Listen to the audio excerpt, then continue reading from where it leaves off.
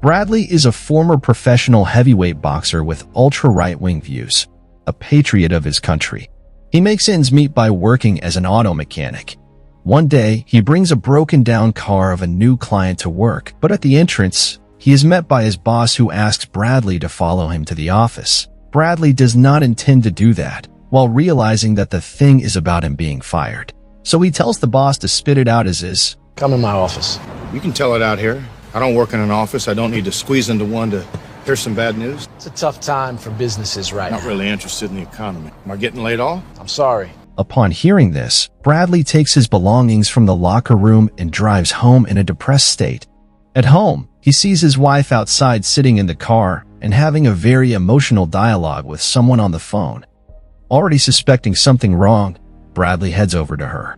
The woman is shaken as she did not expect to see him so early. He notices the Mickey on her neck and, barely containing his anger, snatches her purse in order to check her phone.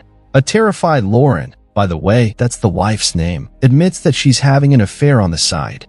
Bradley forces her into the house and takes out his anger on the wife's car, literally tearing it apart with his bare hands.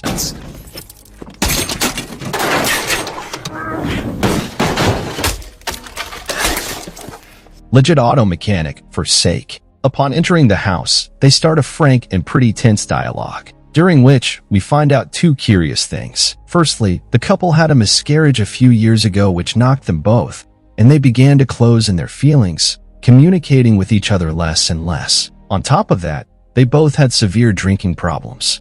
Lauren admits that she was sure Bradley was cheating on her because he wasn't at home in the evenings. However, he claims that he is faithful to her and confesses to finding a part-time job that he kept in secret from her.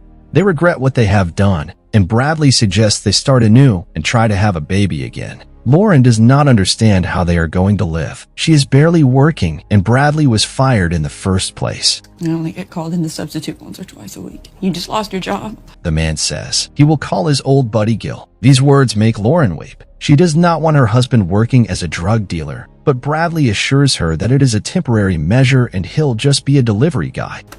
Give me some time before you get closer. A year and a half later, Bradley delivers goods to some drug den-like projects. The man has already acquired impressive connections due to his integrity and professional approach. Hey, Johnny Rebel. Howdy. You can give me a sample this time. Talk to your boss. Oh, let me earn it direct. Promise I can put a great big smile on each of those nuts. No thanks. I don't want anyone to see their braces. After receiving the money, he gets into a brand new Ferrari and drives to the hideout. Having parked in the middle of some wasteland, he removes the license plates from the car and covers it with camouflage netting. Afterwards, Bradley informs his boss that the deal went successfully. There are two more Ferraris parked outside Bradley's house, and the house itself now looks more like a luxury mansion, which means things are looking up for the man. He walks into the kitchen and sees Lauren cooking. Bradley grumps at her for wielding a knife. I don't want you handling a knife right now. Please, put that down. But the woman replies with a smirk. It already feels like hyper-parenting, rather than just caring for his wife. He lifts the wife up in his arms and carries her into the bedroom. But a phone call interrupts them. Bradley's boss, Gil, is urgently asking him to come. When they meet on the spot, Gil says that he's waiting for a Mexican from the cartel who will become their new supplier. Literally just a minute later, the cartel member walks into the room accompanied by two thugs. This is Bradley. It's my top runner. His name is Eliezer, and he introduces his goons Roman and Pedro. He adds that they will accompany Bradley during the delivery. Surely Bradley is not too fond of such a company, and he declares that he will not take Roman with him. I'm not doing a pickup with him. And for what reason? He looks like he's using. Vermont's been clean for 2 years. I test my employees. Gil tries to persuade Bradley because only such a firm and principled runner can deal with such thugs. He needs this supplier, and he says that Bradley himself has had drinking problems. The bottle ain't the same thing as junk. Yeah, don't kid yourself with that bullshit. You look at my brother, your old man. Having motivated Bradley with 3 months off after the birth of his baby, the friends agree to the deal. Bradley says he will be in charge of the team and asks Eliezer to order his bulls to obey Bradley unquestioningly from now on. Roman, look at me. If I say dump the package, what do? Dump. The bosses sealed the deal with a handshake, and Bradley goes on a mission that night with his ballast. He notices Roman's gun and tells him to put his hands behind his back. The big guy kindly refuses him. Man, Go against me and you two can swim out on your own and do the pickup. Pedro reminds Roman of their arrangement. In the end, the bald man searches the Mexican and throws his weapon into the water so that he doesn't hurt anyone accidentally. They jump on Gil's boat and go to the agreed place near the buoys. Pedro dives down and retrieves the cargo from the bottom. When Bradley comes back, he senses something wrong, so he dumps the bag in the water and tells them to do the same. Dump, we'll pick him up later. Go. However, they can't stand him ordering and just throw a couple of punches at Bradley and go to their car, where they are surrounded by the police. A shootout ensues. Bradley wants to get away, but his patriotic and principled disposition prevents him from doing so. He helps the cops by shooting Pedro. Roman fires a burst of bullets at Bradley, but he manages to escape into the water. Meanwhile, Pedro is shot in the head by a cop. Good night. Bradley sneaks up on Roman from the other side, wounds him in the shoulder, and knocks him out with a couple of punches. After the showdown, he surrenders to the police. During the interrogation, the detective says he is amazed at Bradley's courage. He has seen the footage from the police body cameras. Thanks to his actions, not a single police officer has been killed, although even that will not help Bradley get away with it. However, helping the investigation process may make it easier for Bradley. The detective tries to push on Bradley's patriotism and the imminent birth of his daughter, but the man refuses to name his boss. He also says that he will get 4 or 5 years tops for his courier work, and he is ready to be held accountable. Who supplies your crystal? Some guy. Some guy got a name? I forgot. Would you remember if I showed you a list of names? Don't like to read. Won't even see a movie if it's got subtitles. Lauren visits Bradley, and the man asks her not to come to the court hearing so as not to disturb her unnecessarily because it will not do her any good. He also forbids her to visit him in prison and bring his daughter there. He doesn't want his first meeting with his daughter to happen in prison. When he gets out, he will explain everything to her himself. I'll wait for you, no matter how long it is. Never make that mistake again. I promise you. The judge sentences Bradley to 7 years in prison. Bradley is clearly shocked by such a blatant injustice, so much for helping the cops. Depressed, he goes to his new home, Franklin James Prison, locally known as the Fridge. After waiting in a long and tedious line at registration, he turns in his belongings. The guard demands that Bradley remove his ring. The man reluctantly obeys and accidentally shuts the window a little louder than he should. The pampered guard flinches and, like a typical nerd who's gotten a little power, tells the man to go to the back of the line and go through the procedure all over again. Sorry, I didn't mean to. Reclaim your possessions and take your place at the end of the line. After the search, he was given a robe and sent to his cell block. There, Bradley is met by the prisoner responsible for his adaptation. He tells him the basic rules while he is escorting him to his cell. One guard offers to join his boxing club, but Bradley refuses. There's a boxing program here, a good one. I'm one of the coaches. Not interested. During the conversation, the guard learns that Bradley used to box. The old man takes Bradley to his cell and tells him what time dinner is. Bradley is in no mood and says he will skip it. The man gives him a bar and says, Lots of guys skip dinner when they first get here. 2 or 3 in the morning, you'll want it. You wanted left alone in his cell. Bradley lets out his anger in his usual way. Bring the night roll call. The guard harasses Bradley again for being late and reminds him about boxing. Bell at the beginning of a boxing match.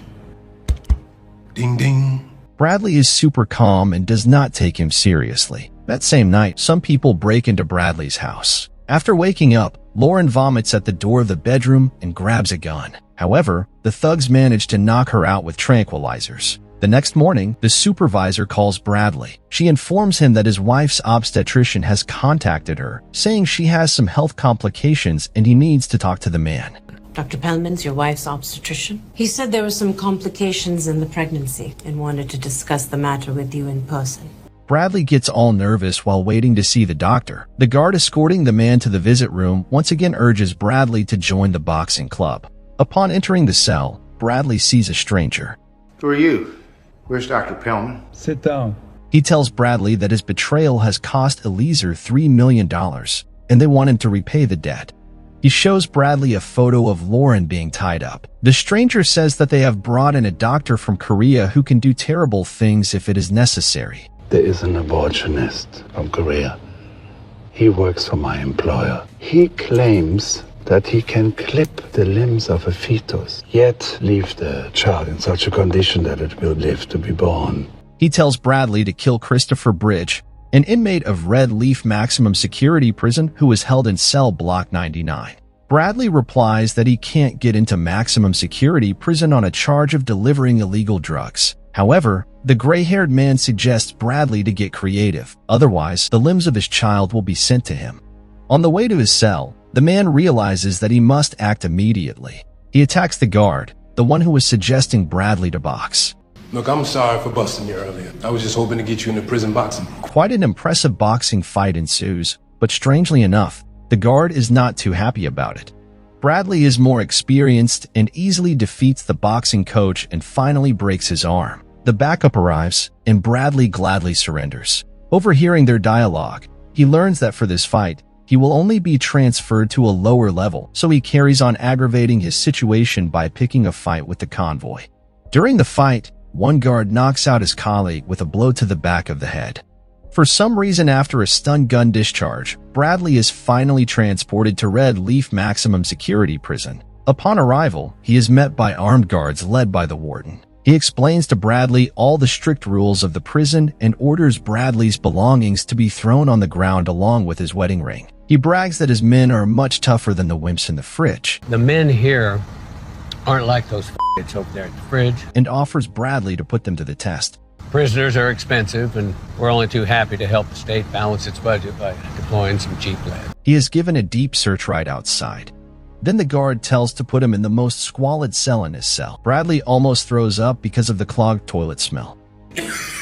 The wardens tell him that if he behaves well, he will be transferred in 2 weeks.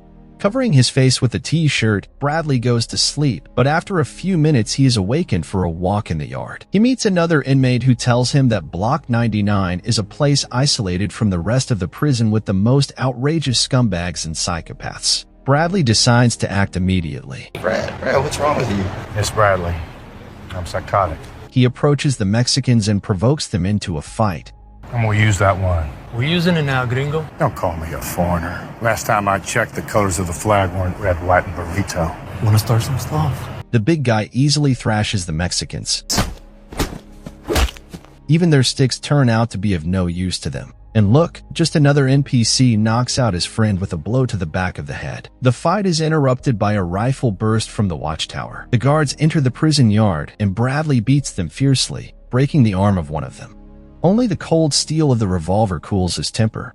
Finally, Bradley is taken to cell block 99 with a bag over his head. He is gently guided down the stairs, and he finds himself in a dark basement. A powerlifter's belt with an attached stun gun is put on Bradley. The warden demonstrates how it works, and Bradley falls to his knees. He says that points are awarded for each offense. For the recent fighting, he was given 25 points. Each point equals 1 electric shock.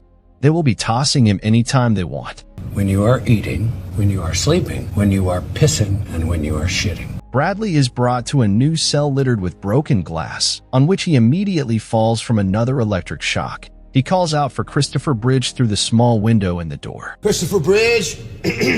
Christopher Bridge! But the neighbor replies that there is no such person here at all. The conversation is interrupted by another electric shock. The guards take him out into the corridor and begin to abuse him with that very stun gun. Do not blink until I give you permission to blink. They say that his friends want to see him, and then lead him to the end of the corridor where he is met by Eliezer and his entourage in a spacious and cozy cell. It turns out that the feds found him and put him behind bars. He blames Bradley for all his troubles, the loss of his money, and the death of his sister's husband. My sister is now a widow. The guards give Eliezer the remote for the taser and ask him not to kill Bradley today. The thugs harass Bradley by beating and tasering it. Eliezer shows a picture of Lauren and says if he lays a finger on any of them, the surgeon will do his dirty work. Afterwards, they knock Bradley out. It's a long, slow payback, Blanco. In an unconscious state, they drag him to the cell. Upon regaining consciousness, he tears the sole off his shoe and puts it between the taser and his body. As they say, a car mechanic has to know his way around electricity. The guards once again take him out into the corridor where Bradley starts faking pain from the taser. When they let their guard down, Bradley attacks, disarming them. Then he slowly begins beating them, demanding the keys to the shackles.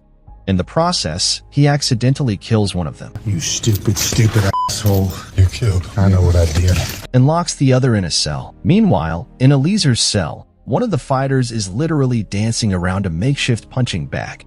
Bradley enters, and the cocky fighter goes out with the heavyweight for a one-on-one fight. Surely, Bradley knocks him out without too much trouble. He then literally erases his face against the floor like tires against the asphalt. Legit auto mechanic for sake. Oh, Two other henchmen try to stop him, and while Bradley is dealing with them, Eliezer calls his assistant and tells him to start the surgery. If he doesn't call back in 10 minutes, having knocked out his opponents, Bradley proceeds to stomp on their heads the way we used to stomp on beer cans in the backyard as kids. Eliezer unsuccessfully tries to blackmail Bradley. Call him off. But he does not respond and breaks his legs, forcing him to command the surgeon to stand down. Eliezer doesn't give in, then the man drags him to the pervert cell. right now I'm dragging him to a bunch of guys who will him bloody. Eventually, the Mexican can't stand it and asks the assistant to let the woman go and take her to Gil. Bradley drags Eliezer into the cell where the guard is locked up. Stay put. And at that moment, the warden and his men come running to the cell block. Bradley says he'll finish off the two hostages if they try to break in. He adds that all he needs is just to receive one call and then he will surrender straight away. 1 minute after I'm off, I will turn myself over to you. And I swear that to Jesus Christ. Eliezer's assistant and the surgeon bring Lauren to Gil's house. Don't approach the vehicle. While they are reversing, Gil pulls out a hidden rifle and kills the assistant. Lauren snatches the weapon from him and kills the surgeon as he tries to escape. I always said Bradley picked the winner. Gil calls Bradley and tells him it's over. His family is safe. He puts Lauren on the phone and she suggests he say a few words to their daughter. The man wishes her to grow up smart and healthy. Lauren says she moved, as in response to his words. We want to come see you. When can we come see you? I don't know when you'll be able to come visit here, but I'll try to figure that stuff out. He says goodbye to his wife and breaks the phone. Then he reminds the warden of the spare minute promised to him. You ready, Mr. Thomas? I still got that 1 minute I told you about. In that time, he walks into the cell, shoves Eliezer's head into the toilet, and kicks it like a guillotine. A minute later, the guards burst into the cell. Marlboro Man commands him to turn around with his hands behind his head, after which he shoots Bradley. Well, guys, this was my recap of the movie Brawl in Cell Block 99. Make sure subscribe and turn on notification so you can watch a movie like this. Thank you for watching.